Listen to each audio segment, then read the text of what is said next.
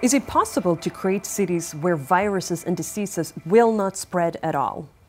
What is proactive inclusiveness, and why is that important to city leaders aiming for creating a smart city?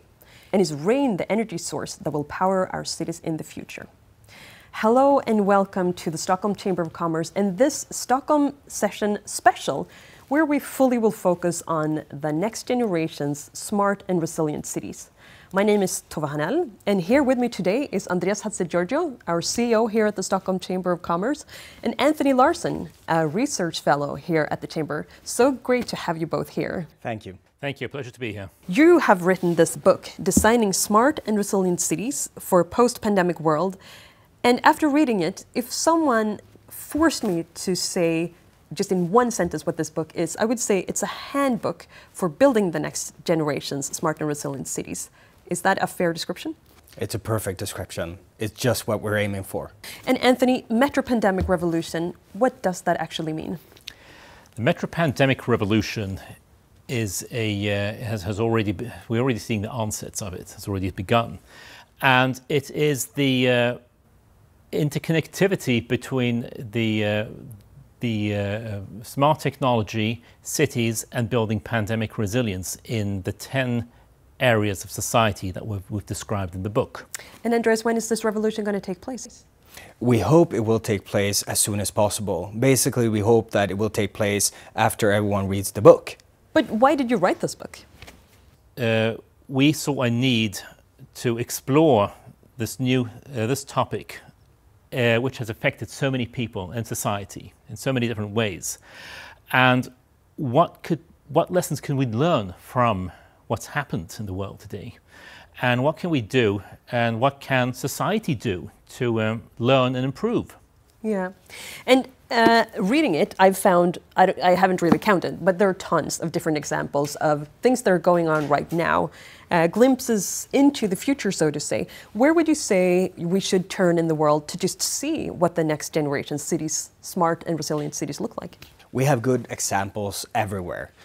We have good examples where brave mayors, businesses, entrepreneurs, investors have really made it possible to rethink what has been a city before the pandemic and what we can learn to reinvent our cities in the wake of the pandemic. So throughout the book, we really look at different awesome examples of how we can do this. So we find great examples in the US, the American continent, in Europe, in Asia, even in Africa. You have great examples everywhere. And we try to provide some insights so we can, in a way, then pick and choose the best examples from everywhere in order to then, in our next step, enhance our cities. Yeah. Because it's important to add that there is no city in the world that has fully and perfectly implemented any form of pandemic resilience. So therefore, there are different cities that do things well in different areas. And therefore, we need to identify which actors have done so and where. Andreas, a few days ago, I actually witnessed when you first got hand of the physical example of this book, and you got lost in it in a text that you yourself have been writing together with Anthony. Do you remember what part it was and why it caught your attention? Well, yeah, I did. I do remember, and it was kind of embarrassing because I was reading our own book, and I got sort of caught up in a few sentences there. But basically, what I was reading and what we have been writing about in the book, in the theme that concerns health and welfare, is that health is not just the absence of illness. And that is a central feature in our book, that we try to argue for a more nuanced, modern way of looking at health. You know, health is wealth, really. You know, so cities that are walkable, bikeable, and where people can enjoy a healthy lifestyle, that is really something that characterizes a smart, resilient, sustainable city. Anthony, you've previously published a few different books on topics such as digital transformation of labor and digital transformation of public services. What surprised you the most doing research for this book?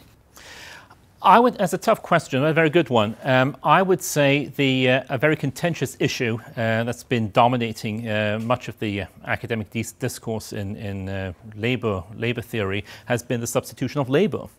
And at this point, this has been very much an academic question or an impending question. The idea has always been there that the robots are coming and they will replace various forms of tasks and labor. But I would say that the pandemic in a way served as a catalyst to much of the disruption of the labor market. And what we saw there was that a lot of people, large quantities of people in really at the flip of a switch became either furloughed or made redundant. And it really raised the question on a political level. What should we do to support and help these people to either reskill? We need reskilling programs, or we need social safety nets to provide and take care of the people that are affected by this. So, and this primarily concerns people with routine-based jobs, because those are in the forefront of being replaced, of being automated. And that's interesting, because there was one picture that caught my eye in the book, which is a picture of Jenna, a hotel service robot, which really made me think, is this the future of labor market? Are we going to be unnecessary, we people? What would you say? No, not at all. Certain jobs will be automated for sure, but like I mentioned, there will always be a need to provide the repairs and the service and the resources. There was a very interesting novel or a short story rather, by Ray Bradbury. There will be soft rain, I believe it was called, talking about a smart home being the only thing left standing after a nuclear holocaust. And even at the moral of this, the point being, since that the fate of this house is doomed from the start, because there's no one there to provide the resources in the end. So humans will always fulfill a function. There will always be a role for humans. But then I'm also curious about cities, the role of the city, because in the introduction I asked if it is possible at all to create cities where diseases and viruses do not spread. What would you say is the answer to that question? I would say that the ambition of pandemic resilience is not to have never to have a vision zero for 0% infected people. Such a view would be, such an ambition would be rather naive and also unattainable. Rather, pandemic resilience is about the ability to keep a society functioning, keeping all the functions operational, and to keep the society at large the way it is, or as close to as it has been, and also to be able to resume functions as soon as possible, as soon as the situation permits it. Speaking of smart and resilient cities, you think that tech people will be there to do the job, architects will be there to do the job, people in various life science jobs, but then you also talk about other aspects of how to create a smart city. You're speaking of radio soap operas talking about overcrowding, and also the importance of proactive inclusiveness. How is that important?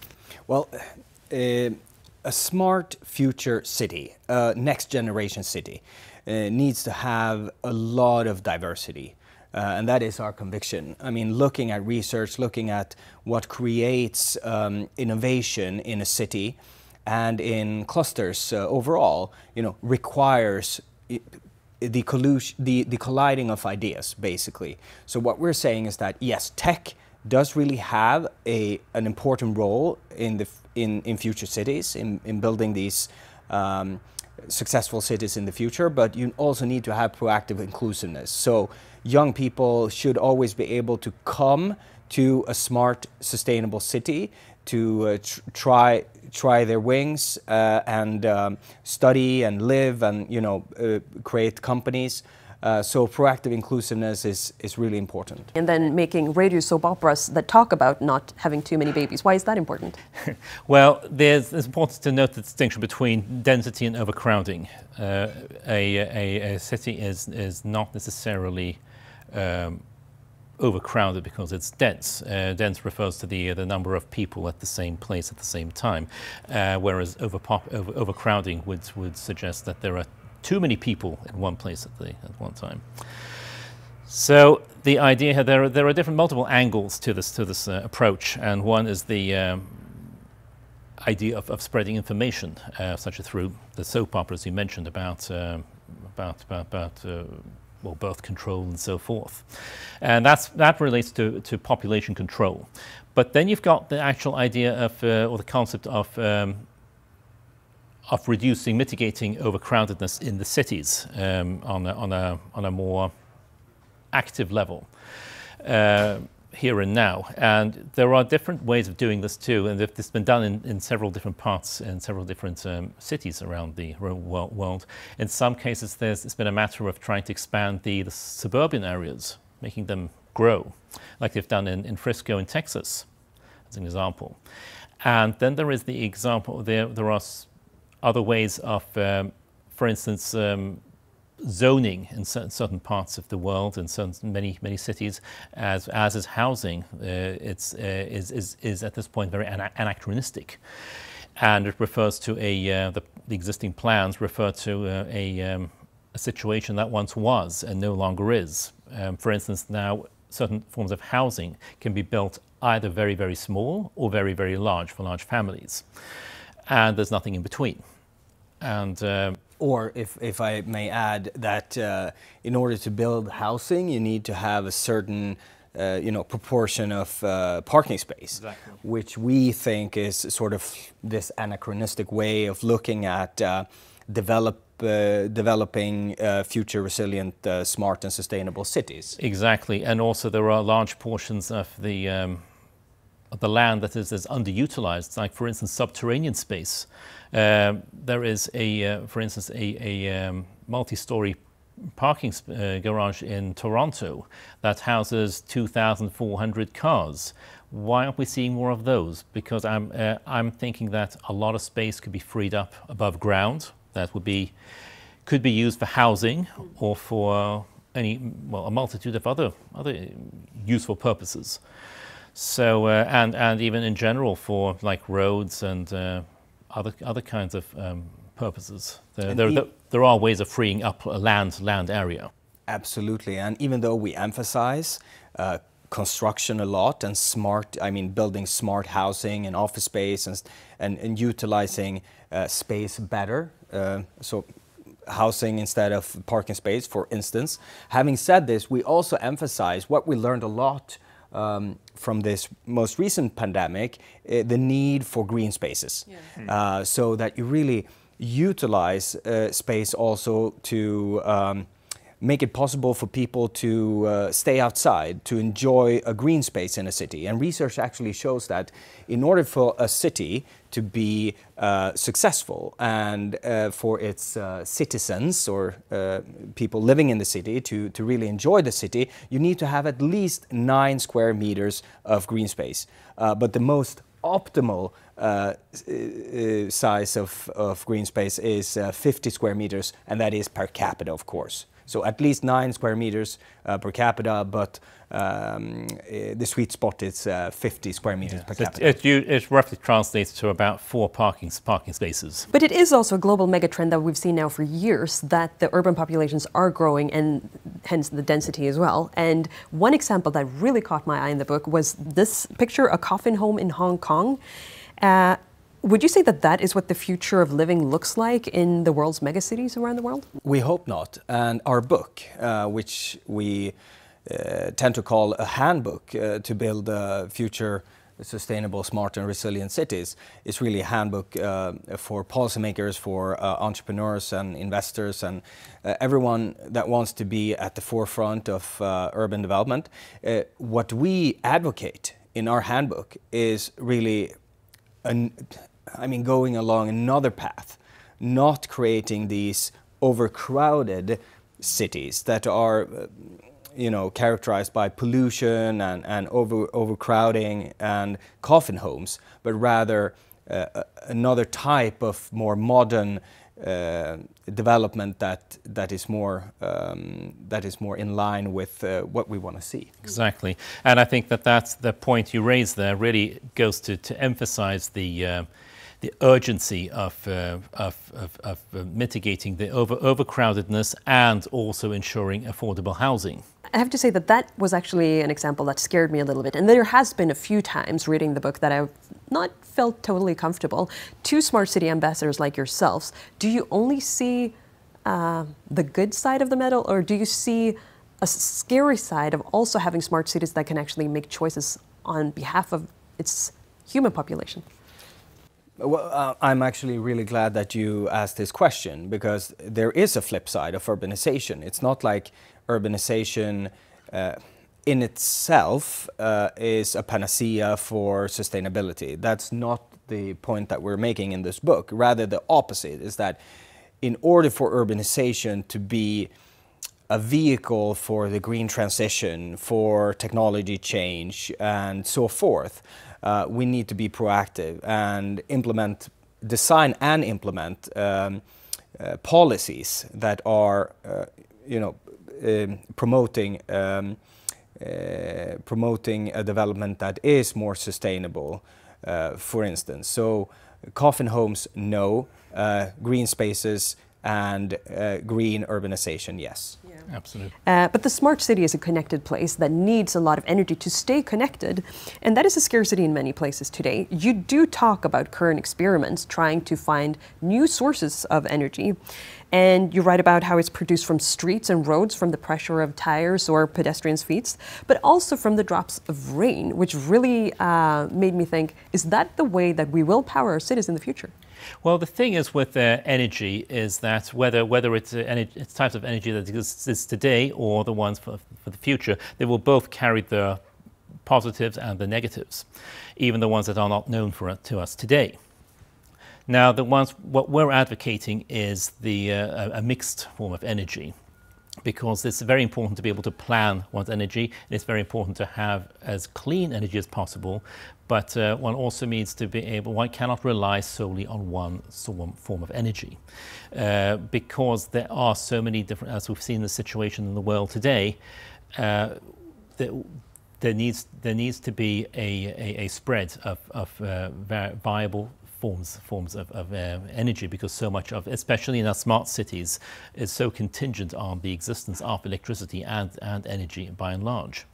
And without viable means of energy, society will collapse. Yeah. And in this regard, we also need to think outside the box, because we're all for offshore wind. There are new exciting technologies when it comes to nuclear and other energy sources. But if we look at cities, for instance, there's so much wasted space that could be used for energy production.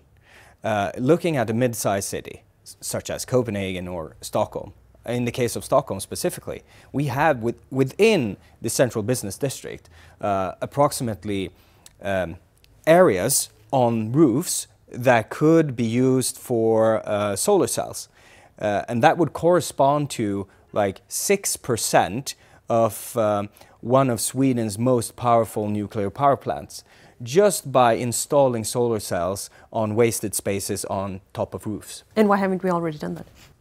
That's a good question. Yeah. And I think our handbook at least can serve as a source of inspirations for brave innovators and policymakers out there. And speaking a little bit about infrastructure as well, we will still see vehicles on the ground in the future, at least the way you portray the future, even if they might be autonomous. But you're also writing about the flying cars, which really sounds sci-fi to me. And here we see an example of Hyundai's vision of the flying car. When and where will people start commuting this way? Well, the thing is that Hyundai has already released a prototype for it's a collaboration with Uber. And the prototype already exists. The projected rollout date, I believe, was 2025. However, I think that there's going to be quite a ways before we start seeing this on a more general level. Mostly because there is no legal system in place yet in many parts of the world. To my knowledge, there's only one in New Hampshire called the Jetson Bill, regulating how autonomous or how flying cars can maneuver from and to operate within the state. You're not allowed to cross the state border, for instance. So here we're talking about flying cars, and me, someone born in the 80s, to me that is still very sci-fi. And you are listing different novels and films that throughout history people have tried to portray what the future is going to look like. Reading that made me wonder, would you say that fictionalists are the real futurists? Fictionalists can be a part of the solution. We need a joint venture between academia and scientists and fictionalists and policy innovators and entrepreneurs and investors, the business community at large. Everyone needs to come together in order to be able to build the next generation smart and resilient city. Philip Kotler, the world-famous professor of marketing, has said that if he was a city mayor, he would take this book and assign different chapters to respective managers of housing, labor, sustainability, and then ask them to bring back a set of ideas for how to improve their sectors. What are your hopes for who should read it and how to use it? We hope to inspire. We hope to provide some insights and knowledge that can drive change. And we hope that we can do this together with partners and everyone, basically anyone who is interested in creating future resilient, smart and sustainable cities. So that is our hope. Thank you both so much for sharing all these mind-blowing examples of what the future could look like. So the book is called Designing Smart and Resilient Cities for a Post-Pandemic World, the Metropandemic Revolution. You could either buy a physical copy of the book or you can download it through the link in the description. So please read the book and go out there and build the next generation's smart and resilient cities. Thank you so much again, and see you all again soon.